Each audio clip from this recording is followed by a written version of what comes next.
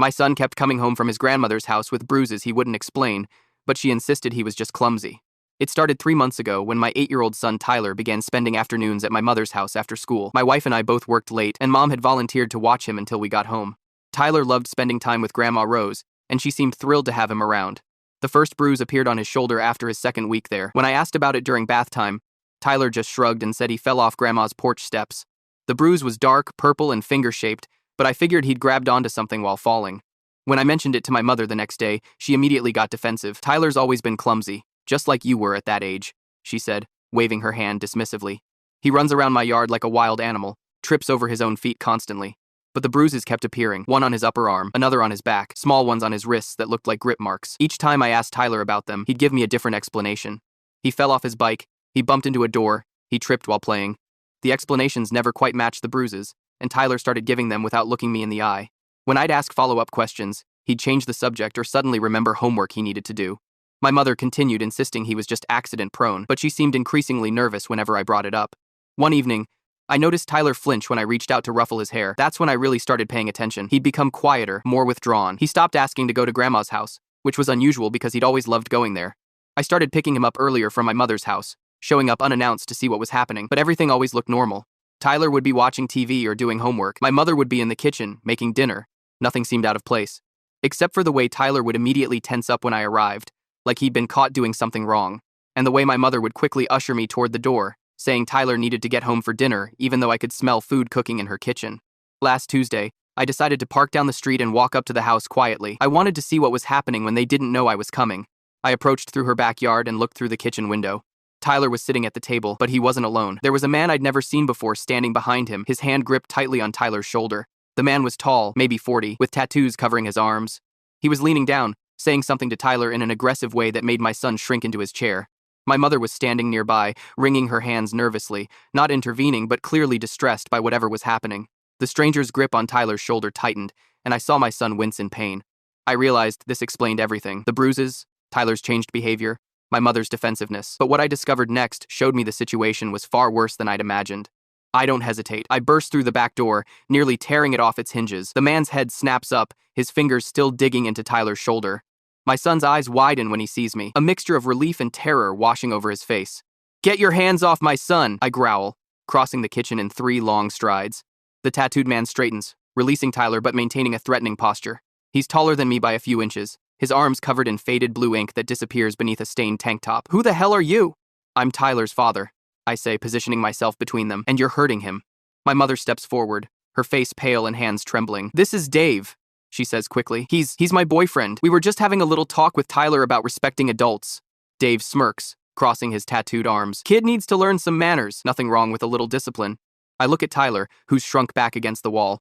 His eyes are downcast, his small body rigid with fear. "Tyler, come here," I say, keeping my voice steady despite the rage building inside me. He moves toward me immediately, and when he turns to walk around the table, I notice fresh bruises on his forearm finger marks, unmistakable. I crouch down, gently taking his arm to examine the marks. "Who did this to you, buddy?" Before Tyler can answer, my mother steps between us. "Don't make this into something it's not," she pleads. "Tyler fell off his bike yesterday. Tell him, Tyler." Tyler's eyes dart between my mother and Dave, who's staring him down with an intensity that makes my skin crawl. "Let me see your back, Tyler," I say quietly, remembering the bruise I'd spotted there last week. When he hesitates, I carefully lift the back of his shirt. What I see makes my blood run cold. Fresh bruises, some yellowing with age, others dark purple and new, spread across his small back. "Please don't call the police," my mother whispers, gripping my arm. "Dave didn't mean anything by it. He just gets frustrated sometimes." Dave takes a step forward. "The kid exaggerates. He's clumsy, falls all the time. Your mom told you that." I stand up slowly, positioning Tyler behind me. "We're leaving, now." "You're overreacting," my mother says, her voice rising with panic. "Tyler's fine. These things look worse than they are." Dave's expression darkens. "You think you can just walk in here and start making accusations?" He moves closer, his voice dropping to a threatening whisper. "Maybe I need to teach you both a lesson about respect." The implicit threat in his words, the casual way he says it, tells me everything I need to know about how routine this is. In that moment, I make my decision.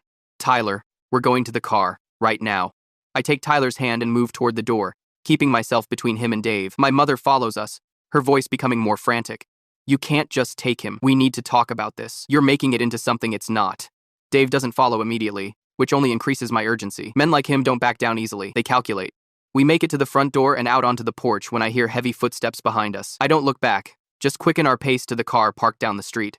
Tyler's small hand grips mine tightly as we half walk, half run. Get in, I tell him, unlocking the car with my free hand. I help him into the back seat before sliding into the driver's seat. My mother appears at the passenger window just as I'm starting the engine, pounding her fists against the glass. Stop! You can't do this! You're overreacting! I lock the doors as she tries the handle. Her face is contorted with panic, not concern for Tyler, but fear of what's about to happen. Behind her, I can see Dave watching from the porch, his posture tense but not yet advancing. Please, don't do this, she begs through the glass. We can work this out as a family. I back out of the parking space, forcing my mother to step away from the car. As we pull away, I check the rearview mirror. Tyler is huddled in the back seat, making himself as small as possible.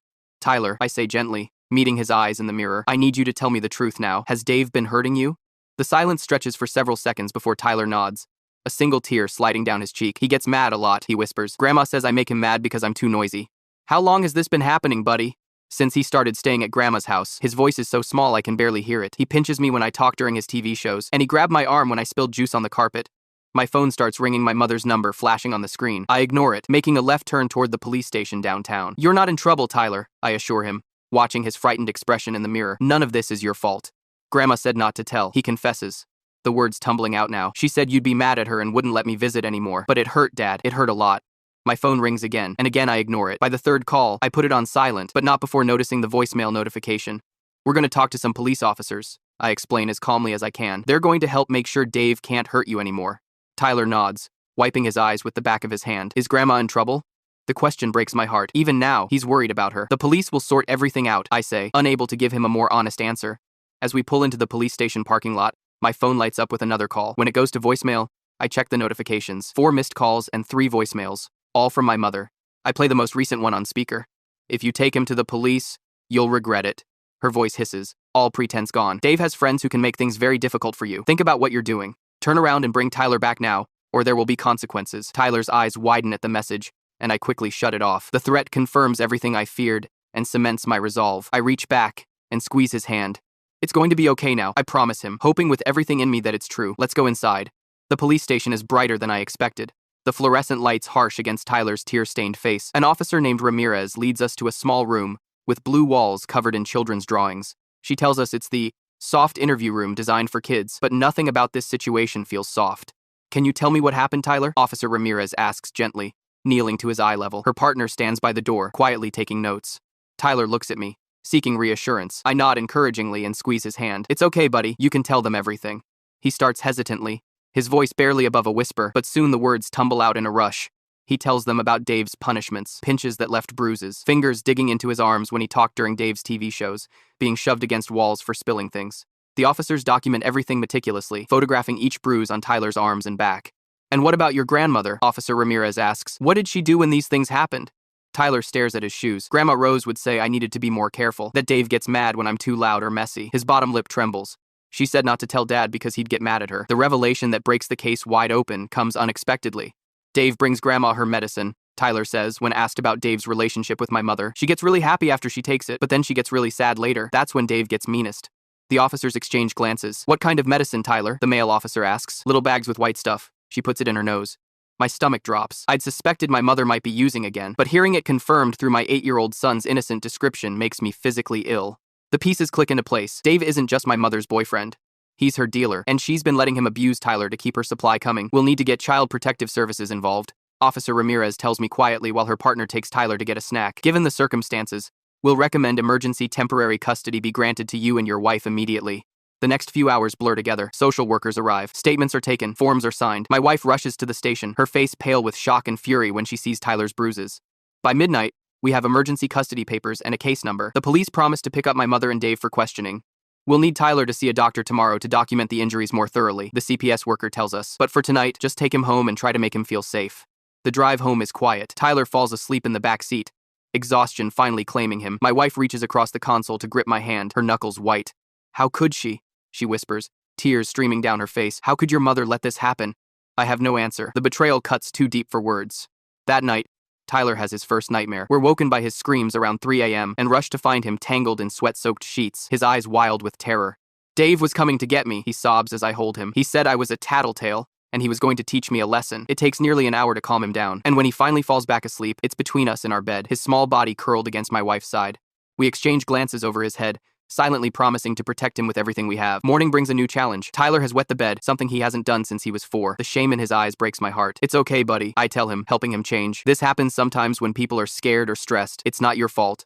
We're eating breakfast when the doorbell rings. Through the peephole, I see my mother and Dave standing on our front porch. My mother sways slightly, her eyes unfocused, clearly intoxicated despite the early hour.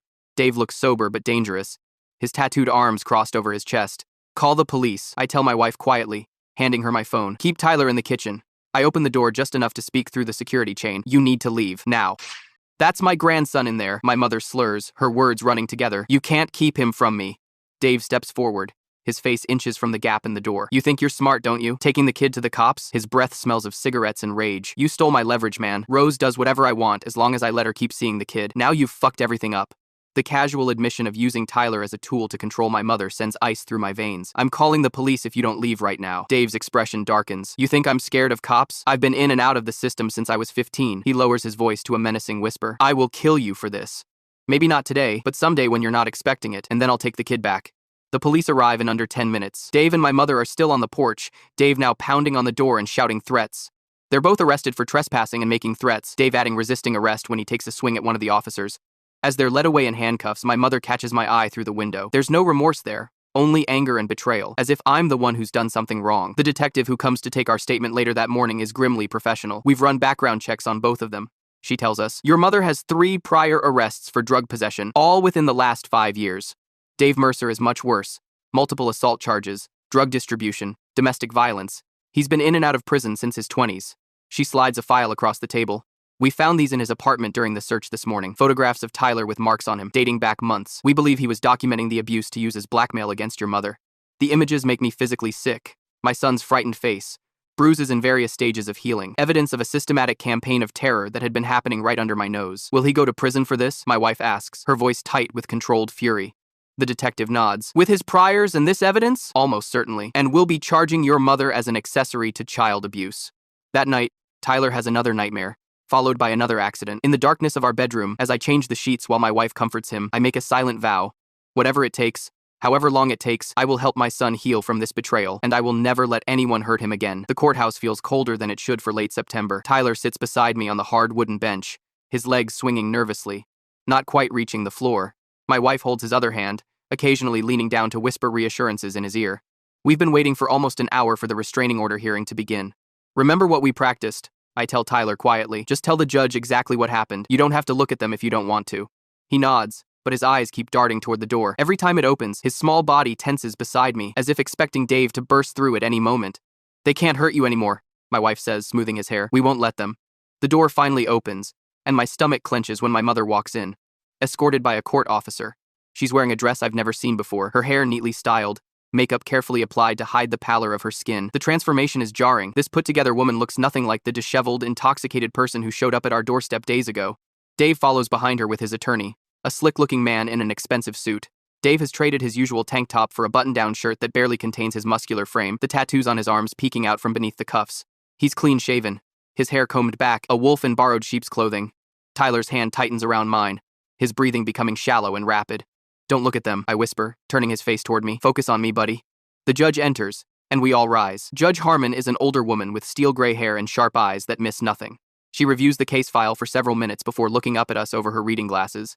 This is a hearing for a permanent restraining order, she states. I've reviewed the emergency temporary order and the police reports. Let's begin with testimony from the petitioners. Our attorney presents our case first, detailing the documented abuse and the threatening behavior at our home. When it's time for Tyler to speak, he approaches the stand with small, hesitant steps. The court has made accommodations for him. He sits in a regular chair rather than the witness stand, and the judge speaks to him gently. Tyler, can you tell me what happened at your grandmother's house? Judge Harmon asks. Tyler looks at me once more, and I nod encouragingly. He takes a deep breath. Dave hurt me, he says simply, a lot of times. How did he hurt you? The judge prompts.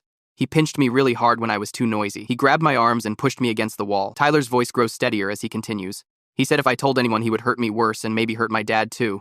Dave's attorney objects, claiming Tyler has been coached, but Judge Harmon silences him with a stern look. What about your grandmother? What did she do when these things happened? Tyler's eyes fill with tears. She told me not to make Dave mad. She said I had to be quiet and good, or he would leave, and then she wouldn't get her medicine anymore. The testimony continues for nearly 30 minutes. Tyler answers every question clearly, his voice sometimes dropping to a whisper but never faltering. When he's finally allowed to return to our side, my wife wraps her arm around him protectively. Then it's my mother's turn to speak. Her testimony is a masterclass in deflection and denial. Tyler has always been prone to accidents, she says, her voice steady. He runs around like a wild animal in my yard. Most of those bruises came from falls. And the finger-shaped marks on his arms? Our attorney asks. Children bruise easily, my mother replies smoothly. I had to grab him sometimes when he was about to hurt himself. Any loving grandmother would do the same. Dave's testimony is even more calculated. His attorney has clearly coached him well. I never laid a hand on that boy in anger, he claims, looking directly at the judge with practiced sincerity. I was simply trying to provide some structure and discipline. His parents let him run wild, and sometimes a firm hand is needed to guide a child. A firm hand that leaves bruises? Judge Harmon asks sharply.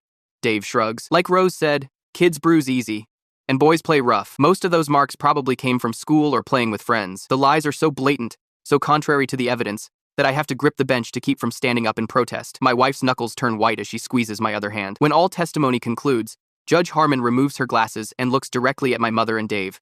I've heard enough, she says firmly. The evidence of abuse is clear and compelling. I'm granting a permanent restraining order against both respondents. Neither of you is to come within 500 feet of Tyler, his parents, their home, or his school. Any violation will result in immediate arrest. Relief floods through me, but it's short-lived. As we gather our things to leave, I notice Dave whispering something to his attorney, his eyes never leaving Tyler. There's a calculation in that gaze that sends ice through my veins. Outside in the courthouse parking lot, we're almost to our car when I hear my mother's voice behind us. Wait, she calls. Please, just give me 1 minute. Against my better judgment, I turn. Tyler and my wife continue to the car while I face my mother alone. Dave is nowhere in sight. What could you possibly have to say? I ask coldly. Her facade crumbles then, the carefully constructed image of the concerned grandmother giving way to something desperate and raw. You don't understand, she hisses. I need Dave. He's the only one who can get what I need. So you let him hurt your grandson? Your own flesh and blood? It wasn't that bad, she insists, her eyes darting around nervously. Tyler exaggerates. Dave just has a temper sometimes, but he always felt bad afterward. Is that supposed to make it better? I ask incredulously. You don't know what it's like, she continues, her voice breaking. When I don't have my medicine, everything hurts. I can't sleep, can't think straight. Dave was the only one who could make it stop. So you traded Tyler's safety for drugs, I say, the words bitter in my mouth. You let a man abuse an 8-year-old child so you could get high. I didn't have a choice, she shouts, suddenly angry. You've never been addicted to anything. You don't know what it's like to need something so badly you'd do anything. Mom, we both turn to see Tyler standing a few feet away. My wife is behind him, her face stricken. He must have slipped away from her to follow me. Tyler, go back to the car, I say urgently, but it's too late. He's heard everything. You let Dave hurt me for medicine? He asks, his voice small and confused. You knew he was hurting me and you didn't stop him? My mother's face contorts with something that might be shame or might just be frustration at being caught. Tyler, sweetie, it's complicated. Grown-up things that you don't understand. You said you loved me, Tyler interrupts, tears streaming down his face now. You said I was your special boy. Before my mother can respond, 2 court officers approach, alerted by the commotion. Ma'am, you need to step back, one of them says firmly. You're in violation of the restraining order right now. This is ridiculous, my mother protests as they take her by the arms. He's my grandson. I have rights. You gave up those rights when you let Dave hurt him, I say, turning away to gather Tyler in my arms. He's sobbing now, his small body shaking with the force of his grief. Over Tyler's head, I watch as the officers escort my mother back toward the courthouse, where a police cruiser is waiting. The last thing I see before turning away is her face, twisted with anger and betrayal, as if we're the ones who've done something wrong. That night, we learn from Detective Ramirez that Dave has disappeared. He didn't return to his apartment after the hearing, and his car was found abandoned at a bus station 30 miles outside the city. We've issued an alert, but honestly, he could be anywhere by now, she tells us over the phone. We'll keep looking, but you should be extra vigilant. Men like Dave don't usually give up easily. Tyler has another nightmare that night, worse than before. He wakes up screaming that Dave is hiding in his closet, waiting to grab him. It takes both of us nearly 2 hours to calm him down, to convince him that the locks are secure, that Dave can't get to him here. As I sit beside his bed, watching him finally drift back to sleep with exhaustion, I wonder how long it will take before the nightmares stop, before he stops flinching at sudden movements, before he feels safe in his own home again. The road ahead seems impossibly long, but at least we've taken the first step. My mother is facing consequences for her choices. Dave is on the run, but he can't hide forever. And most importantly, Tyler is with us, where he belongs, where he will be protected and loved unconditionally. For tonight, that has to be enough. The first therapy session is the hardest. Tyler sits on the edge of the couch, his feet barely touching the ground, eyes fixed on the colorful rug beneath him. Dr. Marquez has a kind face and a voice that reminds me of my 3rd-grade teacher, soft but steady, the kind that makes you feel safe without trying too hard. Can you tell me how you're feeling today, Tyler? She asks, sitting across from him in a chair that seems deliberately smaller than normal, bringing her closer to his eye level. Tyler shrugs, a gesture that's become his default response to most questions lately. Okay, I guess. My wife squeezes my hand. We're sitting against the wall, present but not intrusive, as Dr. Marquez recommended. This is Tyler's space to process what happened, but he's not ready to do it alone yet. I understand some scary things happened at your grandmother's house, Dr. Marquez continues. Would you like to talk about that? Tyler's eyes dart toward us, seeking reassurance. I nod slightly, trying to convey that it's safe here, that nothing he says will make things worse. Dave hurt me, he finally whispers. A lot. The simplicity of the statement hits me like a physical blow. 3 words that contain months of terror, betrayal, and pain. Dr. Marquez nods. That must have been very frightening. I thought it was my fault, Tyler admits, his voice so quiet I have to strain to hear it. Grandma Rose said I made him mad because I was too noisy or messy. It wasn't your fault, Dr. Marquez says firmly. No matter what you did or didn't do, no one has the right to hurt you, ever. Tyler looks up at her, his expression a mixture of hope and doubt. Even if I spilled juice on the carpet? Even then, she confirms. Even if you broke something expensive or made the biggest mess in the world. It's the first of many sessions that follow a similar pattern. Gentle questions, hesitant answers, and small breakthroughs that feel monumental in the moment. Dr. Marquez explains to us that healing isn't linear, that there will be good days and bad days, progress and setbacks. The most important thing right now is establishing safety, she tells us after Tyler's 3rd session. He needs to know with absolute certainty that he's protected, that the abuse is over for good. 2 weeks after the courthouse confrontation, we file for permanent custody. Our lawyer, Miss Patel, is cautiously optimistic. The evidence is overwhelming, she explains as we review the paperwork. Your mother has admitted to allowing the abuse. Tyler has consistent testimony, and the documentation of injuries is extensive. The court typically favors keeping children with blood relatives, but in cases of proven abuse, that preference is overridden. The legal process moves slowly, grinding forward in increments that feel glacial when measured against Tyler's nightmares, which still come 3 or 4 nights a week. But there are small victories. The first night he sleeps through without wetting the bed. The morning he laughs at breakfast over a silly joke. The afternoon he asks if his friend Jacob can come over to play. A month after Dave disappeared, Detective Ramirez calls with news. We got him, she says, and I can hear the satisfaction in her voice. Police in Nevada picked him up for a bar fight. When they ran his prints, our warrant popped up. He's being extradited back here to face charges. Relief washes over me, but it's tempered with a new anxiety. Will Tyler have to testify against him in court? We're going to do everything possible to avoid that, she assures me. With the evidence we have, the photos, the medical documentation, your mother's admission, we should be able to get a plea deal that spares Tyler from having to face him again. I relay the news to my wife that night after Tyler is asleep. We sit on the porch swing, mugs of tea growing cold in our hands as we discuss what this means. I'm glad they caught him, she says, leaning her head against my shoulder. But I'm worried about what happens when Tyler finds out. He's still so fragile. Dr. Marquez says we need to be honest with him, I remind her. No secrets, just age-appropriate truth. The next morning, we tell Tyler over breakfast that Dave has been caught by the police and will be going to jail for hurting him. His reaction surprises me. Not fear or distress, but a simple nod. Good, he says, stabbing at his pancakes with his fork. So he can't hurt any other kids? That's right, buddy, I confirm, my throat tight with unexpected emotion. He can't hurt anyone else now. Later that day, I catch Tyler standing in front of the hall mirror, practicing raising his arms over his head, a motion that used to make him flinch with pain from the bruises on his back. He raises them slowly, watching his reflection, then brings them down again. Up, then down, testing the boundaries of a body that's finally healing. It's these small moments that mark our progress. Tyler asking for a second helping at dinner, Tyler initiating a hug instead of just accepting one, Tyler falling asleep in his own bed without needing one of us to stay until his eyes close. 3 months after we fled my mother's house with Tyler in the back seat, the court date for her sentencing arrives. She's pleaded guilty to child endangerment and accessory to abuse, accepting a deal that includes 3 years of probation, mandatory drug rehabilitation, and parenting classes. The prosecutor had pushed for jail time, but her lawyer successfully argued that rehabilitation would better serve both justice and Tyler's long-term interests. She'll be closely monitored, Miss Patel explains when I express concern about the sentence. Any violation of her probation, drug use, contact with Dave, attempting to see Tyler outside of supervised visitation will result in immediate incarceration. And when can she start visitation? My wife asks, her expression guarded. Not for at least 6 months, and only if she completes the first phase of her rehabilitation program successfully. Even then, it would be in a supervised setting with a court-appointed observer present. Dave's sentencing comes a month later. Without the leverage of my mother's testimony, which was part of her plea deal, his lawyer can't mount much of a defense. The evidence is damning. Photographs of Tyler's injuries, medical reports, and Dave's own threatening statements made to police during his arrest.